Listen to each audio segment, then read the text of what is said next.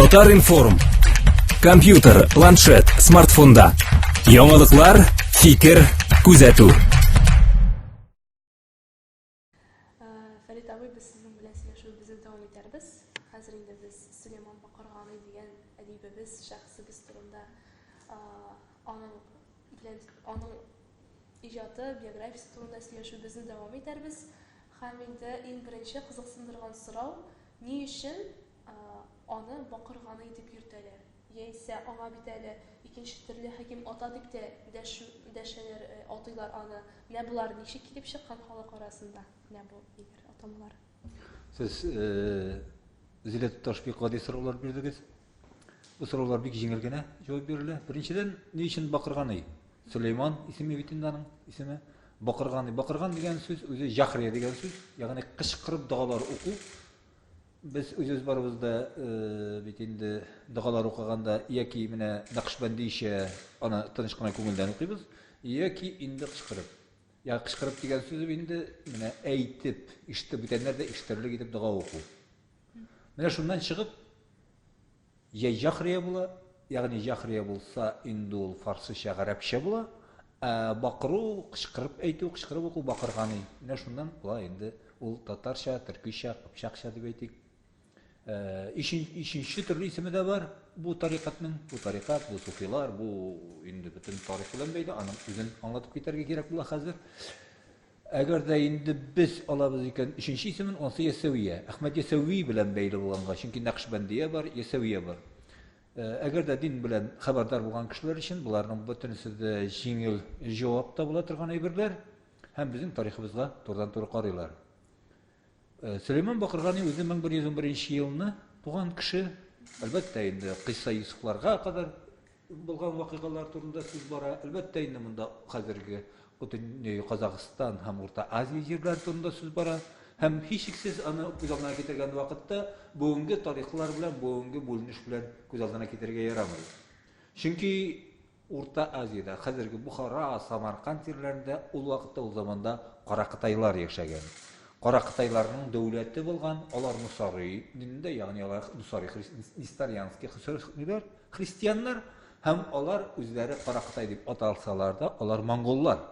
Bular endi Qitaydan kelgan Mongollar. Sizga ma'lum bo'lgancha bar Altay, hem bar Altay degan so'z, Olatau, ya'ni Xotin tağı degan so'z, bar Qitay, ol endi Qut tağı, Qut Altay deb aytamiz, Qut tağı ulda bo'lsa bütünlüğü ikinci türlü tağlarda Atta tağlar. Evet, Qitayların öz isimleri alarının Qitay değil, alarının tüp isimleri Şin, hem bizde de Şin deb yürütürler, Şinliler deb yürütürler. Amına Qitay yağından bulunu bütünüsü de indi g'o'miy ravishda shu yerlikka beyli ravishdagina atağanlar. Amına Tatar degan isim o vaqtda bor edi. Albatta o isimde bor edi, o endi nega qadar bizning era qadarli bor so'z, ul greklarda bor, italyanlarda bor. Biz aytganimiz şey indi Irak'tan aytık mesela hazırki Sara neden Tatar boğazından alıp başlasak, ol Adrian dengizine kadar kengene bir territoriyada öz için ala yerlikni ala, ol Tatarstan deb atala, hem de yaşauşu halklarda Tatarlar deb atala. Elbette Mongollarga da Tatarlar deb ataganlar. Şunысы kızık mene Mongollarını turdan turu Mongol deb atav öyle so'ngroq şirga qarый, ol endi Şingiz Xan zamanlarına qarый. Emine Şingiz Xan zamanında biz bit Altın Urda deybiz.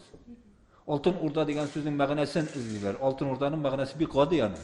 O altın ruh, altın kabile degan söz. Yani Muhammed Şingiz Xan'ın nesli altın ruh neslinden geliyor.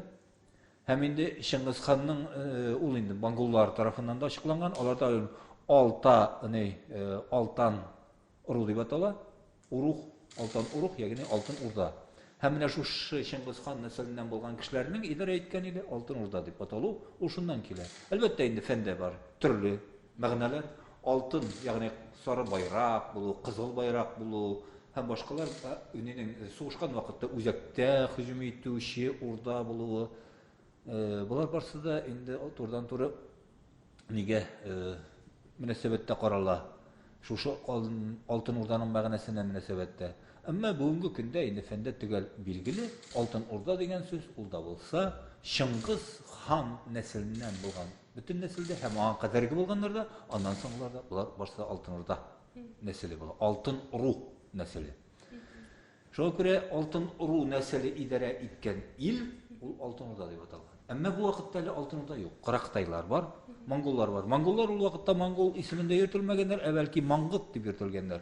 Маңгыт дигән сүз инде шул монголның иске варианты. Аннар инде ул маңгытлар соңыннан инде монгол империясы булып әверелгән без беләбез. Аны Чыңгыз ханның төзегәнен беләбез. Булар барса ди. Әмма бу вакытта әле менә Сөләйман Бакырхан яшәгәндә булар юк, ә менә Каракытайлар бар. Һәм Каракытайларның Нестерьян динендә булуы да бар. Һәм шул ук вакытта янәшә генә яши Хорезм төркиләре. Хорезмнәр ул вакытта Сибирне Иртеш буйларына кадәр үзләренә буйсындырганнар. Һәм төркиләр анда яшәүче төркиләр, угызлар булсын, кыпчаклар булсын, барсы да Хорезмгә мөнәсәбәтле булган. Һәм инде Хорезмнәргә мөнәсәбәтле булгач, Хорезм дәүләте ул инде безгә мәгълүм булган, ул да булса Хорезм шаһлар анда идарә итә. Һәм шунысы кызык, ул вакытта идарә иткән шаһларның берсен әйтик атыйбыз инде Галауетдин Мәңгебирде. Әмма ләкин сез Галауетдин Мәңгебирде дигән әйберне Википедияда бүтәннән дә бернинди энциклопедияда таба алмассыз, чөнки аны нигәдер урыслар, урыс галимнәре һәм безнең татар галимнәре дә укыганнар Мәңгебирде дип түгел, бәлки Макбура дип. Шул гарәп хәрефләрендә язылган сүзне укырга мөмкин Макбура дип укырга кирәк бит, Макбура. Һәм аны инде катылаштырып та җибәргәннәр. Әмма ул ачып карасагыз документларын теге сакланган кагазьләрне һәм тарихларны ачып карасагыз, ул Мәңгебирде дип язылган. Аның исеме Мәңгебирде. Хорезм шаһларының нәселләре бик кызык. Аларның нәселләре бер яклап алар Фарсы нәселеннән, әти-әниләр ягыннан килгәндә, әниләр ягыннан алар Иртеш буе Сибир, безнең Сибир белән бәйле инде, Иртеш буе кыпчакларыннан. Һәм шушы ике нәселдән кушылып, аларның телләрендә гарәп тә бар, аларның телләрендә фарсы да бар, һәм аларның телләрендә төрки дә бар. Аларның күп исемнәрендә бит, аны Мәңгебирде төрки исем. Аның әтисе дә төрки һәм башкалар да. Һәм менә аларның җирләре шулай ук төп җирләре Амудария буенда бит инде. Әмма ләкин Амудария буендагы җирләрнең күбесе ул вакытта нигә буйсындырылган булган, шул Җидесу мәмләкәтендә ул да булса шушы традицияларга нигезләнгән. Һәм без онытырга кирәк түгел, безнең безнең нәкъ менә шул чорларда бөтенләй икенче төрле тарихыбыз, икенче төрле төрки халыклар яшәгән чорда безнең үзебезнең бик югары дәрәҗәдә шигъриятыбыз булганлыгын без беләбез. Сөләйман Бакыргани шуның берсе. Сөләйман Бакырганине безнең татар бик яхшы белә, революция кадәр аны мәктәпләрдә генә укыганнар түгел, аны бөтен кеше укыган, бүгенге көндә дә укыйлар. Ул Ахырзаман китабын язган кеше. Ахырзаман шигырь белән язылган. Әйтик, мәсәлән, беренче юлын сезгә укып та китәргә мөмкин. Yerni nitək yaratdıyırsa күкне hamon, ayni nitək yaratdıyırsa künni hamon, Ənbiya mürsəllərini әйтсәм tamam, andin artıq dəqi ғəcəb tağları var. Zamana axırı bulsa nələr bulğay, Galimlər şağır işib, zina qılğay, Dünyağa türlük bələ tulğay, andin artıq dəqi ғəcəb tağları var. İrxatın xarabətdə şağır işkəy bular irkən, bilmə zinglik işlər qılğay, dünya işirə mən teyo күксін кергәй, andin artıq təqi ғəcəb tağları var. Yəni biz аны ikinci tür təqi ғəcəb deyiriz, yoki başqa deyiriz. Lakin ул bizning eng ko'p öyrənilgən, oqılğan kitaplarının birisi. Ni üçün? Çünki siz barınızda biləsiniz, Apokalipsis bilən bəyli. Həm indi bunu indi Uruslar da tekşirgənlər 19-cu əsrdə bu kitabını, həm bunu bizning Tatarda eng ko'p tekşirgən galim 19-cu əsrdə Gali Şıqri bolğan. Həm Gali Şıqri'nin tənqidi tekstlərini işləgən, Gali Şıqri onu bizə yetkirə alğan, həm indi onun əzirləgən tekstologiyadan əzirləb bastırğan nüsxələri бүгінгі gündə kübürək saqlanğan, ona qədərki nüsxələrinə qaraganda. Əgər də bir şuşlarına ixtibar etsək, anları tағы bir mında indi anlatmağına kerak. Ahırzaman kitabı ul Adam Aleyhisselam'daki, Adam Peygamber'deki Apokalipsis ul Adam Peygamber'den kile. Hem onun kitabını indi kitap deyip sorasalar, siz barınızda tügül cevap bir alasal ul Ahırzaman kitabı. Hem mine Süleyman Bakırgani onu indi şiirlerge salıp bizge jitkire. Hem biz ayttık dağı da bir üzünşeligi, ul vakittağı tilinin üzünşeligi. бүгенге телдән аермалы. Шуның белән, чөнки анда инде Харәзм, Фарсы, Гарәп белән кушылганлыгы күренеп тора һәм төрки кыпчакның әлбәттә төп тел булып файдаланыла, төрки тел дип әйтелә. Менә Алтын Урдада ничек татар теле үзгәрә? Алтын Урда халкы гомумән икенче төрле халык барлыкка килә. Күз алдына китерегез, монголлар килеп кушыла, монготлар, һәм килеп кушыла икенче яктан кыпчаклар. Һәм монголлар төркиләшә, һәм яңа бер халык, яңа бер татар халкы барлыкка килә. Шул ук вакытта Алтын Урдадан без беләбез, 14-15 гасырларда Казаклар аерылып чыга, Казак дәүләте, бүгенге Казакстан дәүләте. Шул вакытта үзбәк халкы аерылып чыга, бүгенге үзбәкләр, ул бит элекке үзбәкләр түгел. Алар шушы Әбелхайыр вакытыннан гына, алар шул 15 гасырдан гына хәзерге үзбәкләр. Аңынча ул җирләрдә Каракытайлар яшәгән. Һәм аңынча анда яшәгән төркиләр дә яшәгән әлбәттә, анда яшәгәннәр гарәпләр дә, фарсылар да, ләкин төп иле аннары монголлар кулында булган. Буларның барсында исәпкә алган вакытта безнең үзебезнең тарихларыбызны белү, монарны без барсында элек университетта укытайдык, хәзер инде университетта буларны берсендә аңлатып тормыйлар дип беләм мин. Мен шулай дип ишеттем инде. Университетта инде хәзер бөтенләй икенче төрле стихия һәм гомумән татар тарихын, татар дөньясын өйрәнүдә шул кадәр генә икән, шуңа күрә халыкка буларны җиткерү фарыз дип әйтәләр. Сөләйман Бакырганиның бик күренекле исеме бит инде, ул бит Сөләйман шушы Нидән Сайран, ягъни Төркстаннан ерак түгел, Көтүлектә туган, Сайрамда туган диләр, безнең татарда бар. Сайрамга чыгу, Илһам Шакиров бик яратадыр, Сайрамга чыгабыз дип. Ягъни җәй башлангач, берәр кайда булса сәяхәткә чыгып кайтты, Сайрамга чыгу дип әйтә иде. Ләкин казаклар һәм үзбәкләр Сайрам дигән шәһәр булган дип баралар. Ул Сайрам дигән шәһәр булмаган. Ул Сайрам шул Көтүлек дип әйтик инде, ял җирдә. Менә шунда Сайрамда туа, аның бит Әхмәд Ясауи укытучысы. Һәм ул инде менә шунда үсә, бала чагыннан Сөләйман Бакыргани турында бик кызыклы хәбәрләр сакланып калган. Әйтик, мәсәлән, Сөләйман Бакыргани мәктәпкә йөри икән бүтән балалар белән. Менә баралар мәктәпкә, нигә? Үзләренең мәдрәсәгә укырга. Һәм барган вакытта ул команда букчасын баш өстенә куеп бара. Иптәшләр кайсы инде? Култык астына кыстырган кайсы инде? Ыргытып та җибәргә мөмкин һәм башкалар. Бу инде менә шулай йөртә икән. Менә Әхмәд Ясауи үзенең шәкертләре арасыннан мөритләре белән карап торган мәчет янында. Һәм мәктәптән кайткан вакытта карай, Сөләйман Бакыргани да кайта. Сөләйман Бакыргани арт белән кайта. Арт белән кайткан вакытында тубала да, нигә ди син ди арт белән чыктың? Нидән ди мәдрәсәдән ди шулай хөрмәтсезлек күрсәтергә ярыймы ди? Юк ди Сөләйман әйтә. Бала кеше бит инде. Мин ди ничек инде ди шулай укытучыма хөрмәтсез булырга ди, аңа артым белән борылырга ди. Һаман да мин ди мәдрәсәгә дә һәм башкага да алдым белән ди. Сөләйман Бакыргани Әхмәд Ясауи аптырабрак кала. Ни өчен ул вакытта бу кешеңне баш өстенә куеп йөрисең ди? Коръән ди, миннән югарырак бит, шуңа күрә баш өстенә куям ди. Әлбәттә бу риваят бик күңелле, бик кызыклы риваят. Һәм ул борынгы китапларга кергән, һәм Хаким Ата китабында да бар ул. Һәм менә шулай итеп, шуннан соң Әхмәд Ясауи яңа әйтә инде, син миңа укырга күч ди. Әхмәд Ясауи ул вакытта данлыклы шәйх, зур кеше бит инде. Аның үзенең легендасы бар, аның китаплары, Әхмәд Ясауиның аның инде бөтен тарихлары бар, ул бөтенләй башка. Һәм менә башка тарих дип әйтик, ул анда укый башлый. Һәм менә 15 яшьләренә җитә, укый, бик белемле, бик сирәтле була Сөләйман.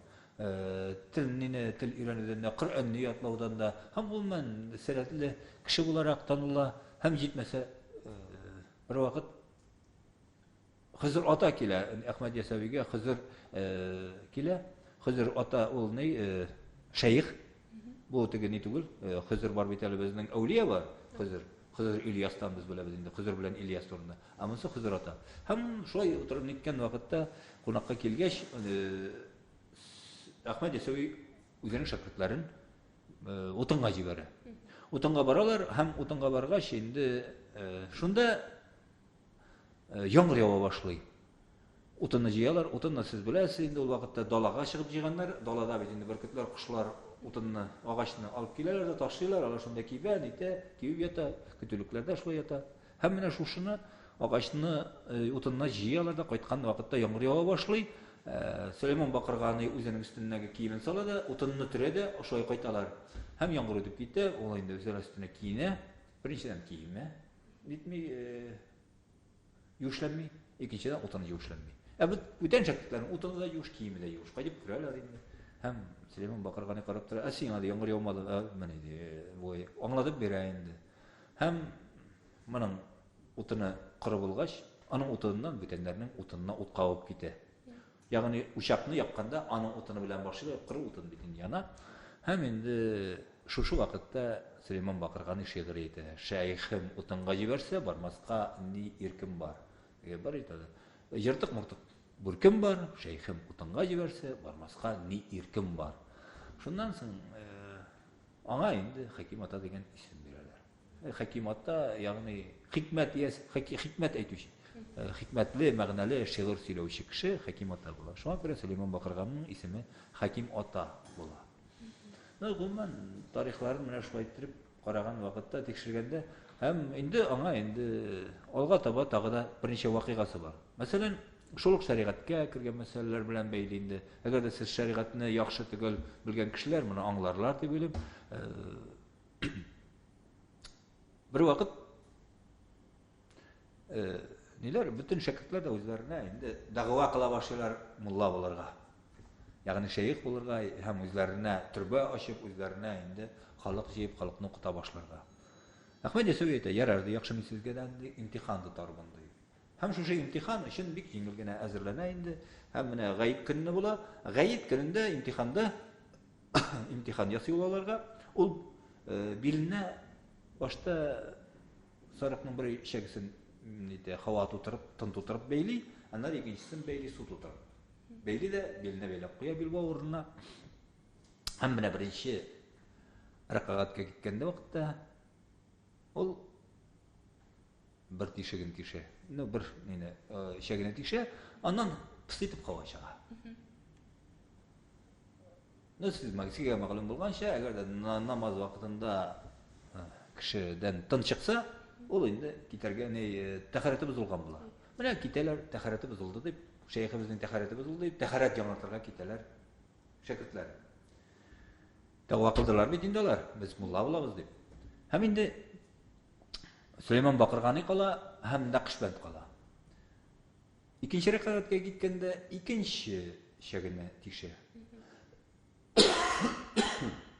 Һәм инде монда шыбырдап суга Нақшбанд bir adım yassый, iki adım yassыйсың, шәригать не бузыла бит инде, намаз бузыла, тәһарат бузыла, bir adım yassый, әмма Сақари Сөләйман Бакырганы туктаган шул килеш була, бул да дәвам итә. Һәм алар гаит намазын битерәләр, укып битерәләр дә. Шуннан инде бүтәннәр тәһаратны яңартып килгәч, Әхмәд Ясуи әйтә, менә сез барыгыз да дәгъва кылдыгыз ди. Шейх булырга, мулла булырга. Ләкин шәригатьне белмисез икән ничек җирләрендә.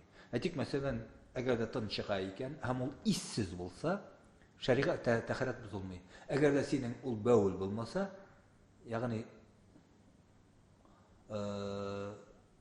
теге тәһарат буза торган җирләрдән чыкмаса һава, ул бит киемнән киемгә тулган һава булырга мөмкин. Һәм инде шул буза торган җирләрдән чыкмаса су, бәүл, ягъни бүтәнләр ул вакытта улар берсе тәһаратны бозмый. Ә менә булар барса, әгәр дә яман ис чыкса, менә шул артылыннан чыкса, ис яки инде алгы юлдан чыкса, су, булар барса тәһаратны боза торган әйберләр, һәм менә шуңа күрә ул әйтә, сез ди шәригатьнең ничек җирләрен белеп бетергәч кенә мулла була аласыз ди. Менә ул вакытта таләп никадәр югары булган. Һәм инде Сөләйман Бакырганыга килгәндә әйтә, ул менә ди, ул ди, чынлап та белә икән ди.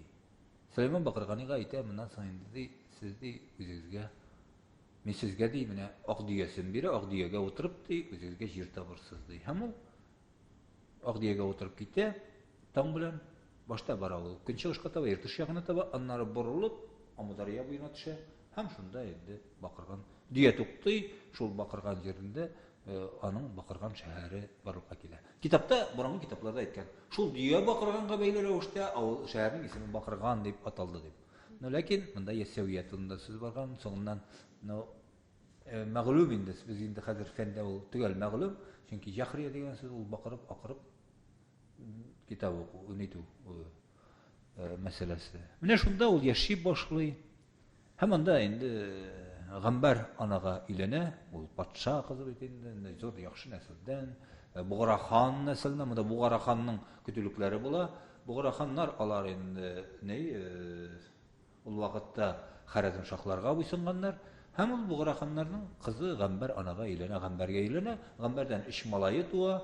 Һәм шулай ук Садык исемле бер баланы тәрбиягә алалар. 2 малай аның Харәзмдә мәдрәсәдә укый. Бер малае Хубби хуҗа исә аның үзе белән тәрбияләнә. Һәм шушы улы да тәрбияләнә үзе белән. Нигә тәрбиягә алган ул да. Шуннан ул көннәрдән бер көнне әйтә, мин сезне сынарга телим ди. Игътибарлы булыгыз ди. Шуннан соң сынап инде ул аларны Сөләйман Бакырганы чакыра. Тәрбиягә алган улы килә, үз улы килми. Нишләп син килмәгән дип сорый, соңыннан ул килгәч, мин дә әти бүтән эшләр белән мәшгуль идем ди, мин синең тавышны ишеттем ди. Һәм аның төрле вакыйгалары бар, риваятләре бар, ул риваят белән бәйле сөйләнгән вакыйгалар бар. Һәм икенче юлы инде ул эзотерик халат булды микән, ни микән инде мин аны түгел генә бүгенге көндә хәзергә аңлатыр дәрәҗәдә түгел. Намаз вакытында, иртәнге намазда әтисе сүннәтне укый да, хәләлдә нинең фарызда юкка чыга. Һәм Хубби хуҗа сорый инде, аның улы сорый, син ди кая буласың? Мин ди Мәккәгә барып укыйм ди.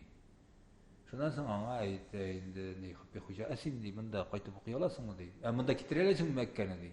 Юк ди, ничек янды бер көндә шул. Мин китерә алам дип Мәккәне үзенә китерә ал. Шунда риваят бар. Һәм шундан соң инде Мәккә килә менә шушы Бакырганга. Әмма Сөләйман Бакырганы моны кабул итми. Һәм шундан соң инде Сөләйман Бакырганны әтисе белән тавышка киләләр. Әтисе әйтә инде, бер казанга 2 тәкә башы сыймый. Ясин Ямин дип әйтә. Һәм малай үзенә ак җәймә ала да, ниде самах ниде әйләнә дә, ниде суфилар әйләнүендә. Һәм ул шул юкка чыга дип барыла инде. Юк була. Ну бу турда поэманы язган кеше, бу турда поэма да бар хәтта, без беләбез инде, ул да булса Кол Шәриф, үзенең Казан шагыйре Кол Шәрифнең поэмасы бар, Хубби хуҗа поэмасы. Ул турда бик матур итеп язган. Һәм аны укыган кешеләр дә бардыр инде. Ул үзе бер аерым тема. Шулай итеп без инде беләбез, шуннан соң аңа инде Аллаһ Тәгалә әйтә, 40 ел буе шушының өчен менә бу Хубби хуҗадан синең нәселең зур булыр иде ди. 40 мең әүлия генә туар иде ди. Әмма дә ләкин шушының өчен ди синнән өстеңнән гөнаһыңны юар өчен 40 ел буе суагар ди. Шуңа күрә җирләгәч Әхмәт нене Сөләйман Бакырганны җирлиләр, җирләгәч аның өстеннән Амудария аның кабер өстенә килә дә, аның каберен ачып 40 ел буе юа дип язылган китапларда һәм аның сөякләре күренеп торган булган. Бүгенге көндә без ул Бакырганның шәһәренең урынын гына беләбез. Ул ур бар, ул исән, Сөләйман Бакырганиның кабере дә шунда дип күрсәтәләр. Моны гомумән Сөләйман Бакырганиның нәсел-нәсәбе аннары күченә инде 1390 елларда күченеп китә хәзерге Иртыш буена, хәзерге менә шушы нигә аны түгел урынына билгеле, түгел яшәгән җирләре билгеле. Иртыш буенда яшәйләр алар, шушында төпләнеп калалар. Менә Әхмәт Ясәвинең нәселе Әстерхан ягына киткән. Моны инде нидә нәселе, бөтен нәселе белән алар күченгәннәр Иртыш буена Себер татарлары арасында бүгендә алар бар. Һәм инде аларның мөгаен шушы әүлиялык сифатларда шушы Сөләйман Бакырганидан күчкәндер. Ну ләкин без беләбез, ул инде хәзерге татар белән борынгы ана шул төркиләр арасында тамырлар гына бер, әмма ләкин инде төрле халыклар белән без кушыла инде бөтенләй икенче төрле халыкка да үрелгән булырга мөмкин без. Ну ләкин безнең телебез дә, тамырыбыз да, нәсел-нәсәбез дә шул ук. Һәм инде бүгенге көндә Әхмәт Сөләйман Бакыргани асылда татар шагыйре санала.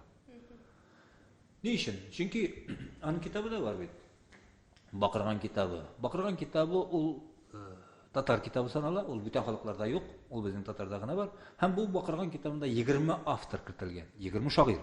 Аның булар барсы да Алтын Урда һәм Алтын Урда составында булган, менә шушы татар дип йөртелгән шагыйрлар. Анда бар Харәзм шагыйрләре дә, Анда бар Кырым шагыйрьләре дә, анда бар Алтын Урда шагыйрьләре дә. Шуларның арасында иң данлыклыларның берсе шушы Кырым шагыйрьләре, Алтын Урда шагыйрьләренең берсе, ул да булса Худадат.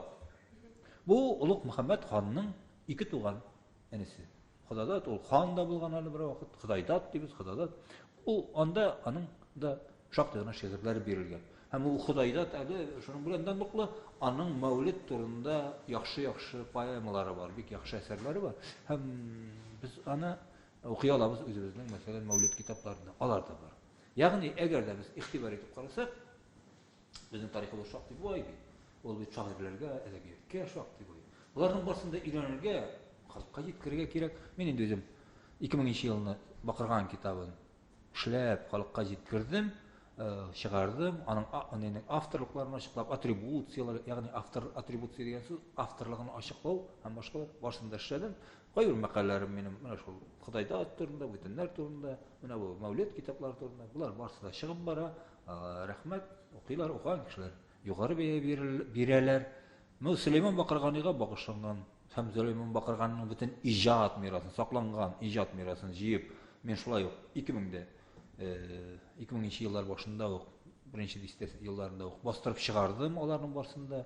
Анда инде керде Мәрьям ана китабы да, Сөләйман Бакырганиның керде инде менә бу Ахыр заманда, һәм аның хикмәтләре дә. Буларның барсы шулай ук басылып чыкты, мәктәп китапханәсе сериясендә дөнья күрделәр. Ягъни булар барсы да безнең халыкка бүгенге көндә рәхим итегез, укыгыз гына. Бар.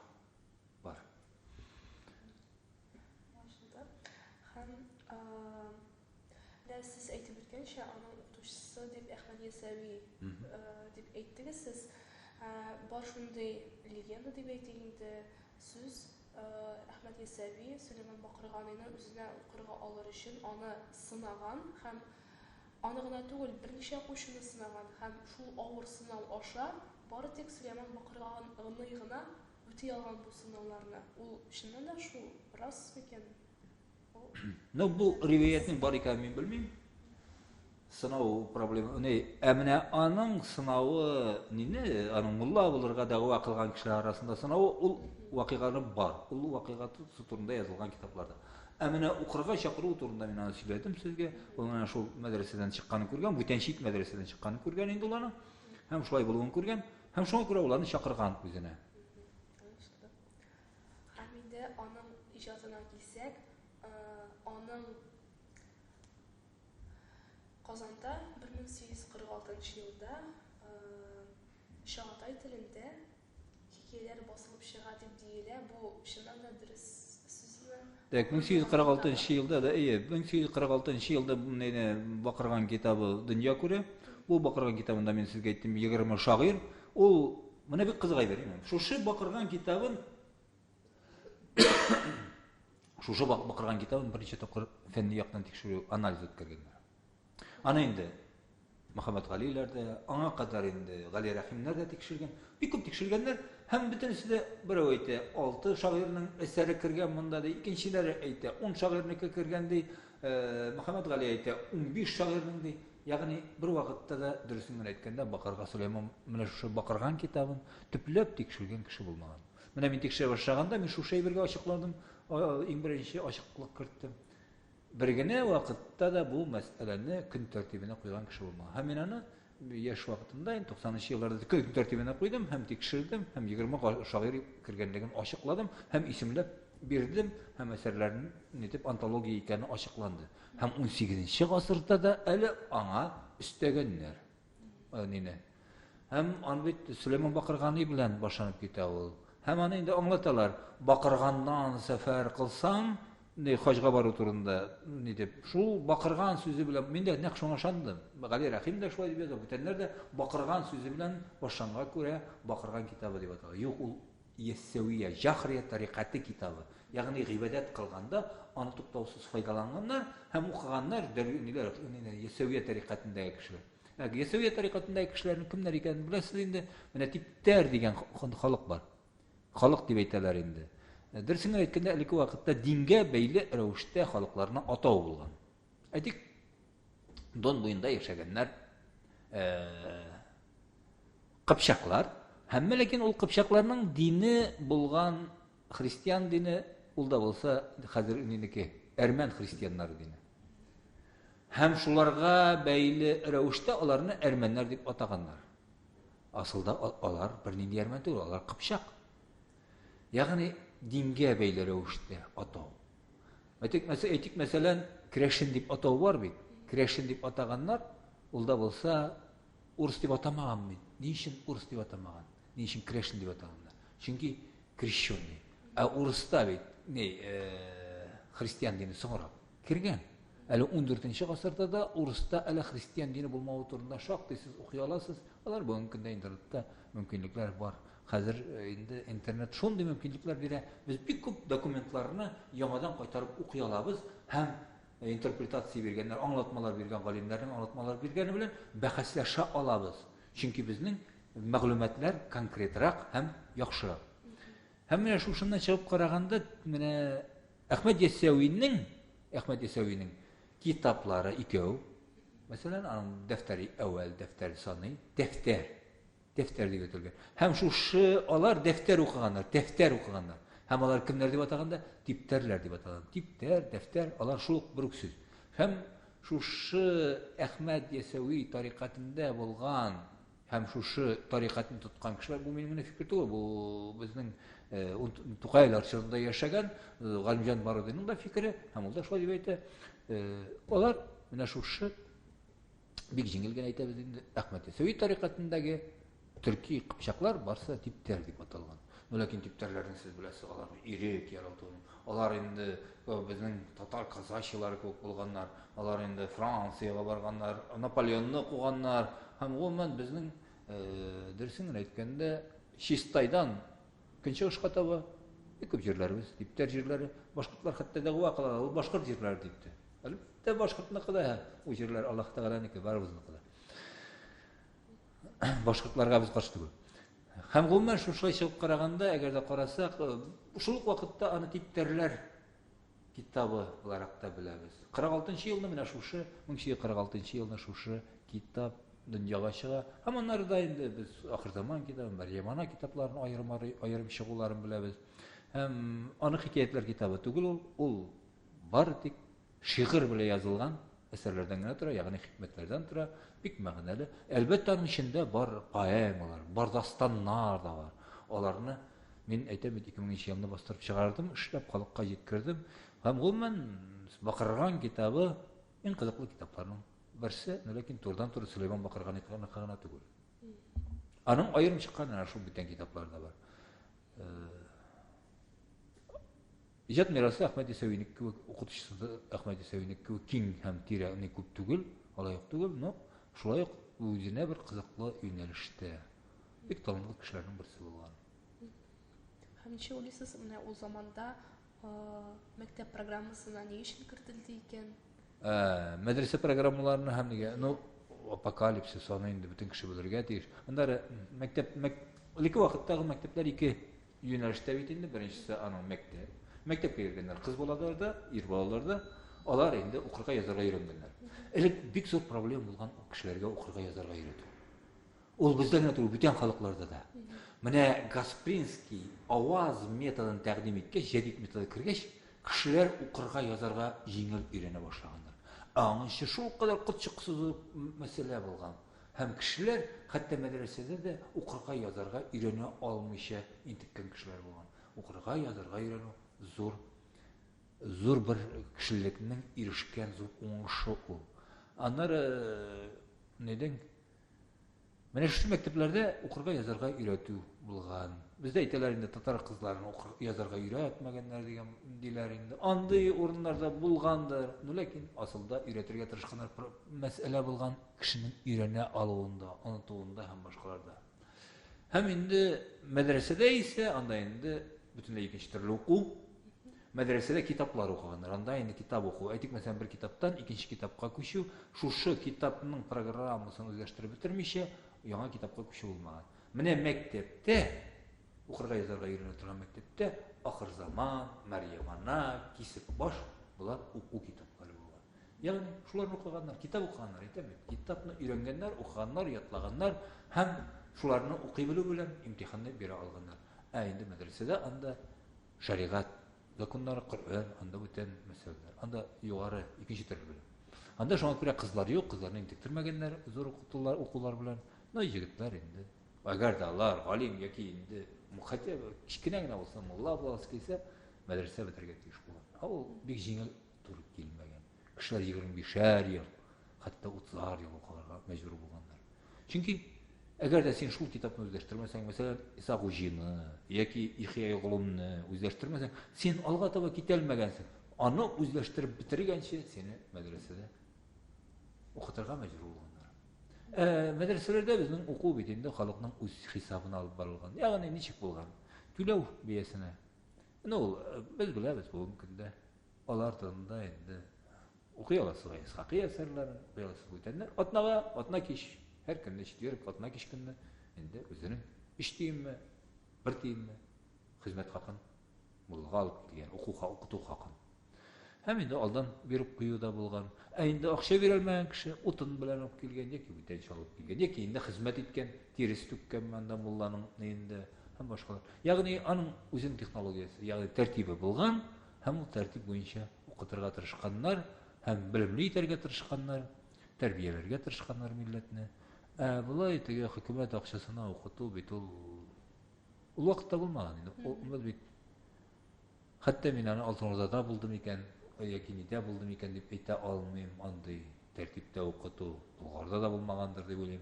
Ләкин таләп ителгән инде укытучыларны китертү, зур галимнәрне китертү илгә. Улай бер булган һәм аның өчен тырышканнар.